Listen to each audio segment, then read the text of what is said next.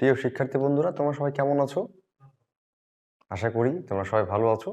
যে লেসনটা শেখাবো আজকে সেটা one of the most important topics in English. So আমরা আজকে পজিটিভ ভার্ব পড়বো।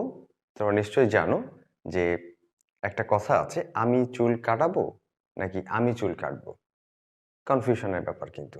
সো এই বিষয়টাকে আমরা আজকে ক্লিয়ার করব যে আমি চুল কাটাবো নাকি চুল কাটবো। Okay, so let's get the ball rolling. আমাদের আজকে যে টপিকটা আমরা দেখব সেটা হচ্ছে পজিটিভ ভার্ব। খুব গুরুত্বপূর্ণ একটা অধ্যায় এবং আমরা গ্রামার বইয়ে দেখেছি পজিটিভ ভার্বের কিন্তু আলাদা একটা অধ্যায় করা থাকে। খুব ইম্পর্টেন্ট টপিক একটা, ঠিক আছে? সো চলো আমরা একটু দেখে নিই what is positive verb. Positive verb হচ্ছে প্রযোজক ক্রিয়া।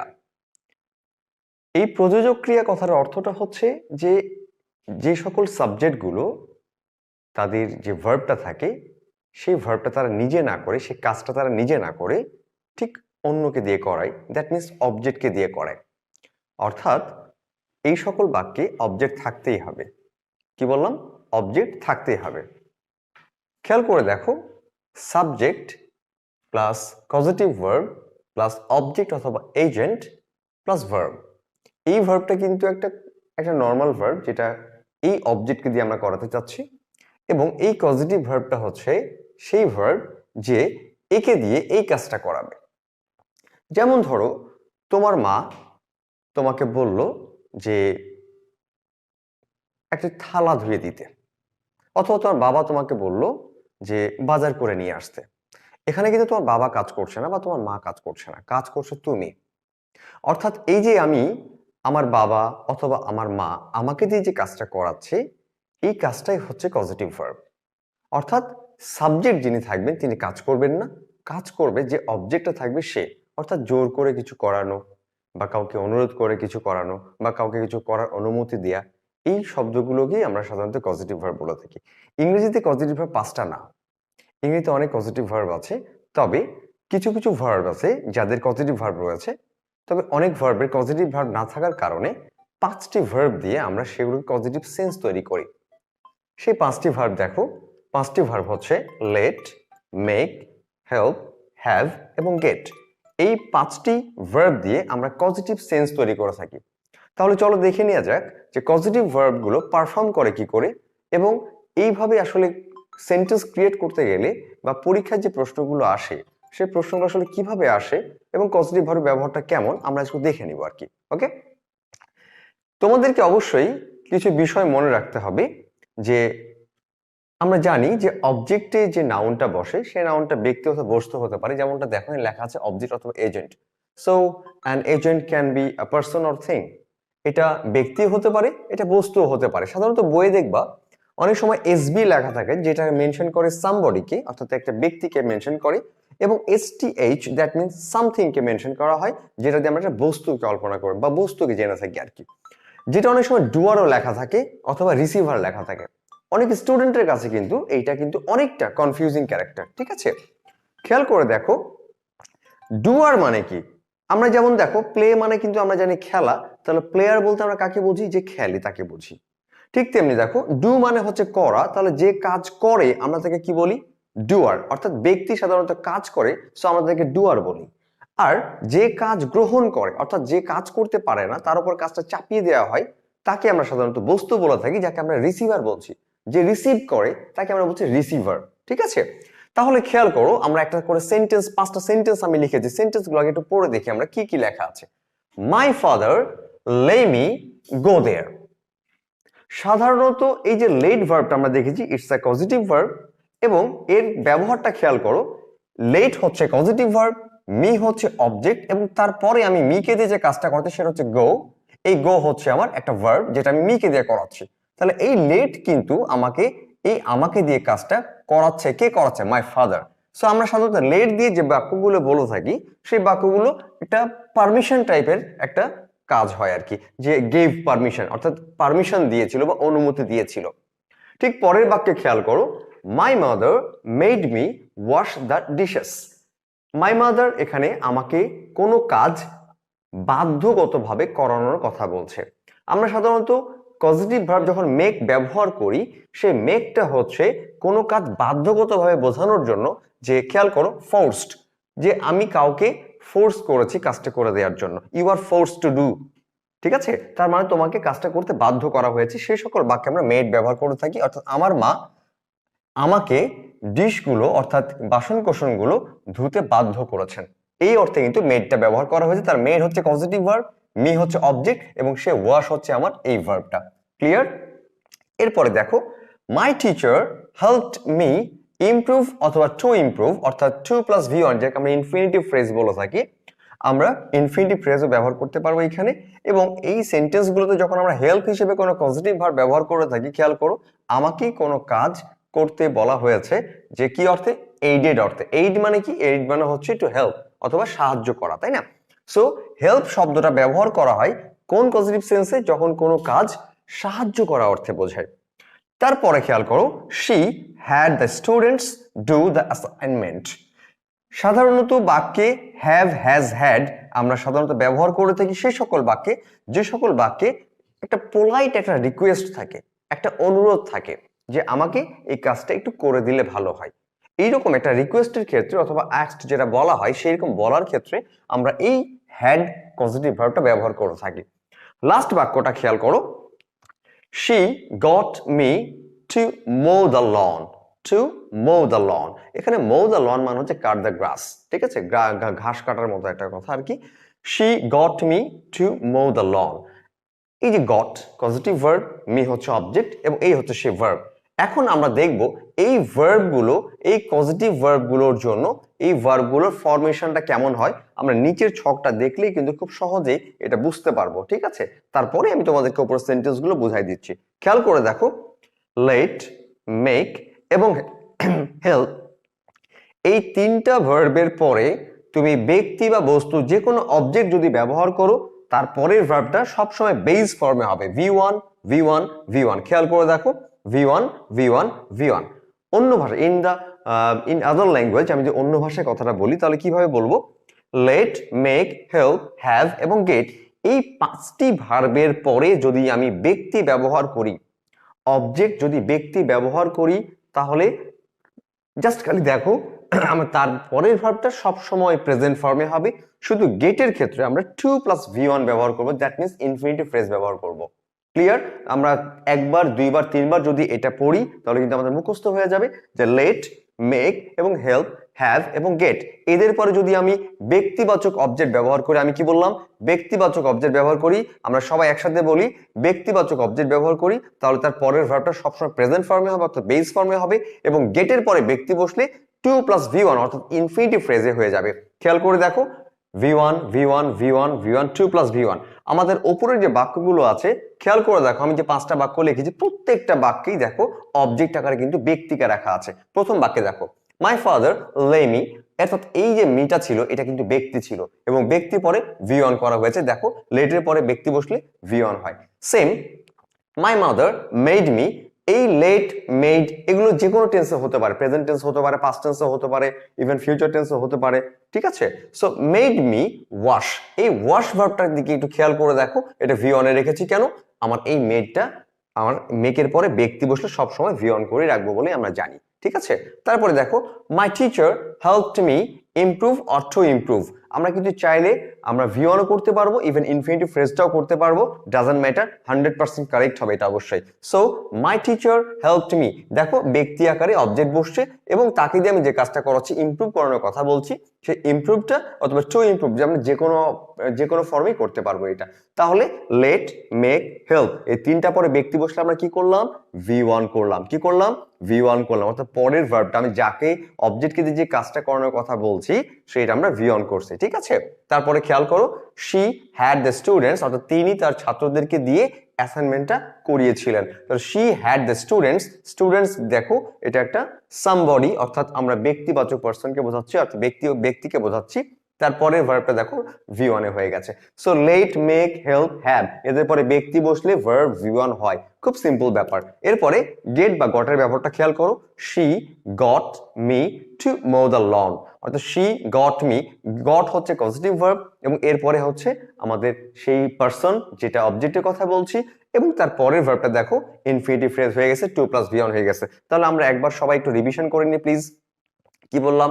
লেট, মেক, হেল্প, হ্যাভ এবং গেট এদের পরে যদি ব্যক্তিবাচক অবজেক্ট বসে তাহলে তার পরের ভার্বটা সবসময় ভি ওয়ান অর্থাৎ বেস ফর্মে হবে, এবং গেটের পরে যে ভার্বটা বসবে সেই ভার্বটা অবশ্যই ইনফিনিটিভ ফ্রেজ অর্থাৎ টু প্লাস ভি ওয়ান হয়ে যাবে।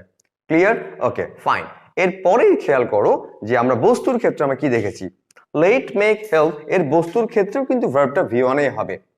লেট, মেক, হেল্প বস্তুর ক্ষেত্রেও কিন্তু ভার্বটা ভি ওয়ান হবে, কিন্তু হ্যাভ এবং গেট এই দুটোর ক্ষেত্রে কিন্তু ভার্ব ভি ওয়ান হবে না। ঠিক আছে, আমরা এক্সাম্পল দেখি তাহলে বুঝতে পারবো।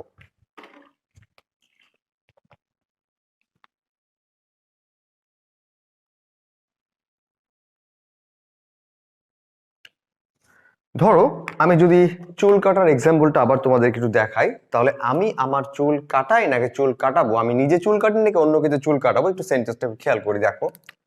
I had my hair cut, আমি আমার চুল কাটিয়েছিলাম। যদি আমি বলতাম আই কাট মাই হেয়ার, কথাটা কি হতো বলো তো? খুব হাস্যকর না কথাটা? কথাটা হতো যে আমি আমার চুল কাটিয়েছি, মানে আমি নিজে চুল কেটেছি।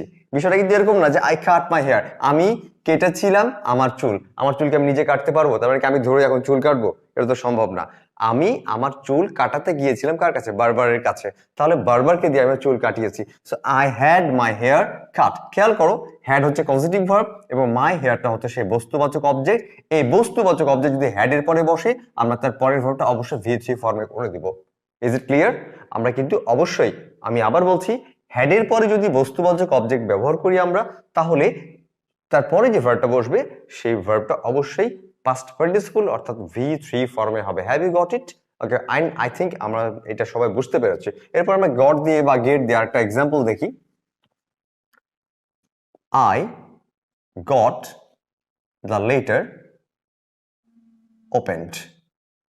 খেয়াল করে দেখো কি লিখেছি আমি, I got the letter opened, আমি পেয়েছিলাম চিঠিটি খোলা অবস্থায়। ঠিক আছে, তাহলে এই যে গট, দ্য লেটার হচ্ছে অবজেক্ট যেটা কিনা আমার এসটিএইচ সামথিং, এবং এটা হচ্ছে V three. I got the letter opened, তার মানে হচ্ছে আমি চিঠিটি খোলা অবস্থায় পেয়েছিলাম। ঠিক আছে, এই হচ্ছে মোটামুটি আমাদের লেট, মেক, হেল্প, হ্যাভ এবং গেটের যে ব্যবহারটা, সেই ব্যবহারটা আমরা দেখলাম। তাহলে আমরা খুব সিম্পলি এটা একটা মুখস্থ রাখতে পারি, সেটা হচ্ছে যে পাঁচটা যে পজিটিভ ভার্বগুলো দিয়ে সেন্স তৈরি করা হয়, let, make, help, have, get, এদের পরে নিশ্চয়ই অবজেক্ট থাকতে হবে যাকে দিয়ে আমি কাজ করাবো, না হলে কিন্তু এটা পজিটিভ ভার্বের মতো কাজ করবে না। ঠিক আছে, সো আমি যে অবজেক্টকে দিয়ে কাজ করাবো সেই অবজেক্টের পরে যে ভার্বটা ইউজ করতে যাবো, অর্থাৎ অবজেক্টকে দিয়ে আমি যে কাজটা করাবো সে ফর্মটা কেমন হবে? সে ফর্মটা হচ্ছে যে এদের সবার পরে ব্যক্তি বসলে সবসময় ভি ওয়ান হবে, শুধু গেটের পরে টু প্লাস ভি ওয়ান হবে। আর বস্তু বসলেও সেম ভি ওয়ান হবে, শুধুমাত্র হ্যাভ এবং গেটের পরে ভি থ্রি হবে। হ্যাভ এবং গেটের পরে ভি থ্রি হবে। সো আমি যেভাবে বলছি তোমরা যদি এইভাবে বাসায় একবার, দুইবার, তিনবার প্র্যাকটিস করো, তাহলে পজিটিভ ভার্বের যে কোনো প্রশ্ন তোমরা চাইলে খুব সহজেই কিন্তু অ্যাপ্রোচ করতে পারবে। ঠিক আছে, সো আমরা এই স্ট্রাকচারটা আমরা আরেকবার একটু দেখে নিই সবাই। খেয়াল করে দেখো, লেট, মেক, হেল্প, হ্যাভ এবং গেট, ব্যক্তি বসলে V one V one V one, শুধুমাত্র গেটের ক্ষেত্রে টু প্লাস ভি ওয়ান। এবং যদি let, make, help, have, get এদের পরে যদি বস্তু বসে সেক্ষেত্রেও ভি ওয়ান হবে, শুধুমাত্র হ্যাভ এবং গেটের পরে কি হয়ে যাবে? ভি থ্রি হয়ে যাবে। ঠিক আছে, সো এই হচ্ছে পজিটিভ ভার্বের একটা প্রাথমিক আলোচনা। আমাদের এই পর্যায়ে যে পজিটিভ ভার্বের যে প্রাথমিক আলোচনাগুলো করলাম, আমি জাস্ট খালি এক্সাম্পল দিলাম এবং তোমাদেরকে আমি জাস্ট একটু বুঝিয়ে দিলাম যে কেমন করে আমরা পজিটিভ ভার্বটা পারফর্ম করব। ঠিক আছে, পজিটিভ ভার্বের এর নেক্সট যে আমি আর একটা ভিডিও নিয়ে আসবো তোমাদের সামনে, যে লেসনটা নিয়ে আসবো সেটা হচ্ছে পজিটিভ ভার্ব থেকে যে প্রশ্নগুলো বিভিন্ন বিশ্ববিদ্যালয় বা ভর্তি পরীক্ষায় যে প্রশ্নগুলো আসে সেই প্রশ্নগুলো কেমন হয় এবং সেটা উত্তর কেমন করে করব বা কেমন করে করতে হবে, আমরা সেই ব্যাপারটা সেই পরের ক্লাসে আমরা দেখব। ঠিক আছে, এরপরে আরেকটা বিষয় তোমাদের একটু জানিয়ে রাখি যে ভার্বের সকল ভার্বে কিন্তু পজিটিভ ভার্ব হয় না, বিধায় কিন্তু আমরা সাধারণত লেট, মেক, হেল্প এবং হ্যাভ এবং গেট এই পাঁচটি ভার্ব দিয়ে কিন্তু পজিটিভ সেন্স তৈরি করি। বাট কিছু কিছু ভার্ব আছে যাদের পজিটিভ ভার্ব জানি আমরা। খেয়াল করে দেখো যে ইট মানে হচ্ছে খাওয়া, আমরা জানি, আর কাউকে খাওয়ানোর ইংলিশ হচ্ছে ফিড। আমি নিশ্চয়ই কাউকে বলবো না যে আই ইট ইউ রাইস। আমি কি বলি? আই ইট রাইস, তাই না? আমি ভাত খাই। বাট আমি যদি কাউকে বলতে যাই যে আমি তোমাকে ভাত খাওয়াই, এই কথা বলার জন্য কিন্তু আমি ইট ব্যবহার করতে পারবো না। তখন আমার কি বলতে হবে? I feed you rice. তার মানে আমি তোমাকে ভাত খাওয়াই। এইখানে যদি আমি ইট ব্যবহার করি তাহলে কিন্তু বাক্যটা একদম ভুল হয়ে যাবে। তো তোমরা কিন্তু সেখানে কি ব্যবহার করবা? I feed you rice. খেয়াল করে দেখো, ইট হচ্ছে কমন ভার্ব এবং ফিড হচ্ছে ওর পজিটিভ ভার্ব। ঠিক আছে, সেম আমরা বেশ কিছু ভার্ব দেখবো এরকম। সি মানে হচ্ছে আমরা জানি দেখা, এবং এই সি এর পজিটিভ ভার্ব হচ্ছে শো। যেমন দেখো আমি বললাম যে I will see you the picture, আমি তোমাকে ছবিটি দেখাবো। বাক্যটা কি সঠিক হলো? না, বাক্যটা কিন্তু সঠিক হলো না। আমাকে অবশ্যই বলতে হবে I will show you the picture. তার মানে আমি তোমাকে ছবিটি দেখাবো। ঠিক আছে, তাহলে এই সি হচ্ছে দেখা, কমন ভার্ব, এবং তার পজিটিভ ভার্ব হচ্ছে show.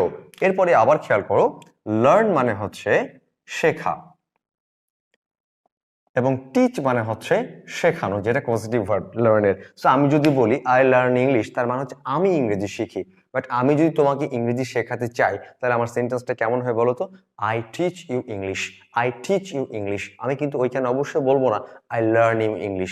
So be careful about it. ঠিক আছে, তারপরে খেয়াল করো, রাইজ মানে হচ্ছে ওঠা, বাট রেইজ মানে হচ্ছে ওঠানো। হ্যাঁ, রাইজ, রেইজ। তারপর খেয়াল করো, রিমেম্বার, রিমেম্বার মানে হচ্ছে মনে করা, এবং রিমাইন্ড মানে হচ্ছে মনে করানো। ঠিক আছে, নো মানে আমরা সবাই জানি, নো মানে হচ্ছে জানা, আর ইনফর্ম মানে হচ্ছে জানানো। আমরা সবাই একটু খাতা বের করি, একটু এই লিস্টগুলো যদি একবার লিখে নিই এবং কয়েকবার পড়ি, এবং আমরা যদি এটা লিখে আমাদের টেবিলের সামনে, জাস্ট পড়ার টেবিলের সামনে যদি আমরা লিখে দিই তাহলে কিন্তু আমরা দেখবো এটা খুব সহজে কিন্তু আমাদের আয়ত্তে চলে আসবে। হ্যাঁ, এবং আমরা দেখলে বলে দিতে পারবো যে এটা পজিটিভ ভার্ব। নো মানে জানা, এবং ইনফর্ম মানে হচ্ছে জানানো। ডাইভ মানে হচ্ছে আমরা জানি ঝাঁপ দেয়া। খেয়াল করো, ডাইভ মানে হচ্ছে ঝাঁপ দেয়া, এবং ডিপ মানে হচ্ছে ডোবানো। অর্থাৎ আমরা ওই যে অনেক সময় পুকুরে দেখছি না, ছোটবেলায় আমরা যখন নতুন সাঁতার শিখতে যেতাম, বড় ভাইরা কি করতো, অনেক সময় ঘাড় ধরে নিচের দিকে পানি পানি পানি খাওয়াইতো আমাদেরকে, অর্থাৎ আমাদেরকে ডুবাই দিত। আমরা আবার কিন্তু উঠে আসতাম, কিন্তু ওই হচ্ছে সেই ডিপ, অর্থাৎ ঘাড় ধরে আর কি পানির মধ্যে যেটা চুবড়াইতো আমাদেরকে। হ্যাঁ, সেটাকে আমরা ডিপ বলে থাকি। আবার আরেকটা খেয়াল করো, ড্রিঙ্ক মানে হচ্ছে পান করা, কিন্তু পান করানোর ইংলিশ হচ্ছে ড্রেঞ্চ।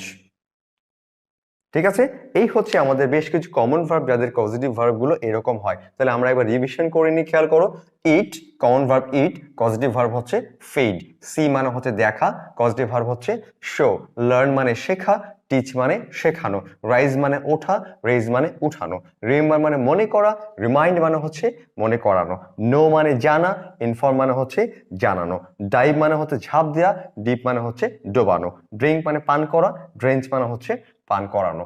সো আমাদের পজিটিভ ভার্বের আলোচনা আজকে এই পর্যন্তই। আশা করি যে তোমরা এই বিষয়টা খুব ভালো করে বুঝতে পেরেছো, এবং আমার কাছে মনে হয় না যে এটা নিয়ে আর কোনো সংশয় আছে তোমাদের মধ্যে। এবং তোমাদের যদি কোনো সংশয় থাকে আমাকে কমেন্টে অবশ্যই তোমাদের সংশয়টা আমাকে জানাবা।